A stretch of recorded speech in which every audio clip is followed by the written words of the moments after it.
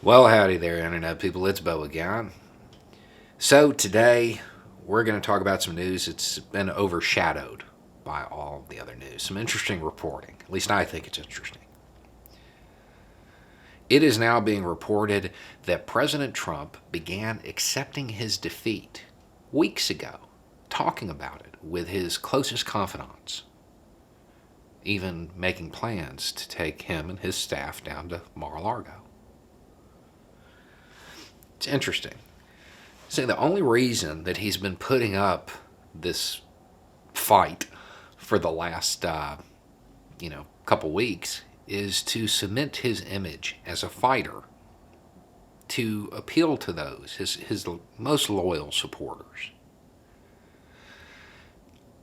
I gotta be honest, makes a lot of sense to me.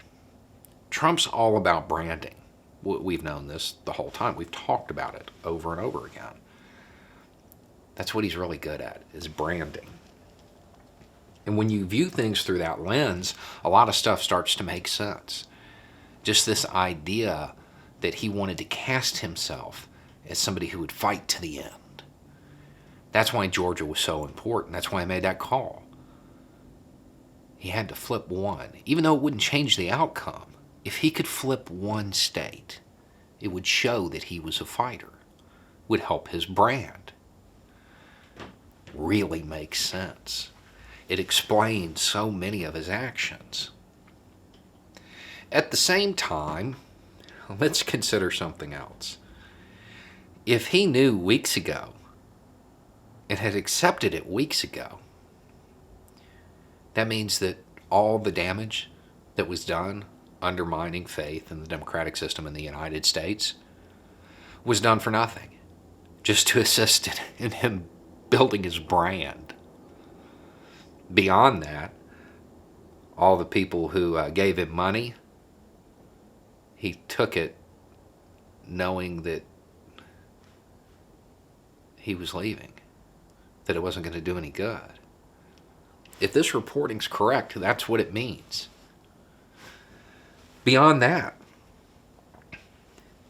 those who engaged in unrest, those who went out there and really threw themselves into the grinder for him, did so while he knew he had lost.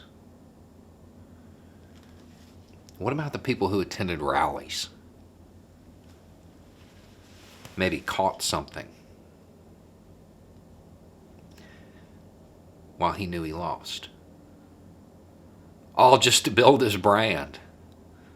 That is wild to think about. There are a whole bunch of examples of things that the president has done over the last 4 years that demonstrate clearly that he never should have been in the Oval Office. This might be the one that actually reaches his supporters, though. If he knew this entire time, the last couple of weeks, that he had lost, that there was no evidence, that he spent weeks lying to them, that might be the thing that breaks through. That might be the thing that shows them what the rest of us already know. This reporting may be the reporting you need to show your family members who still don't see Trump for who he is. I would wait until they firm it up and release names on sources and stuff like that, because otherwise they'll just scream fake news and stick their fingers in their ears. But I have to believe that it's probably accurate. It makes so much more sense than everything else. It also makes sense when you view it through the lens of the Trump-McConnell power struggle. It all adds up. Makes a lot more sense than him actually believing some of the stuff that he was spouting. I mean, I still believe that he has talked himself into believing some of it. But the idea that, well, something was wrong, but I lost, that checks out. That makes sense to me.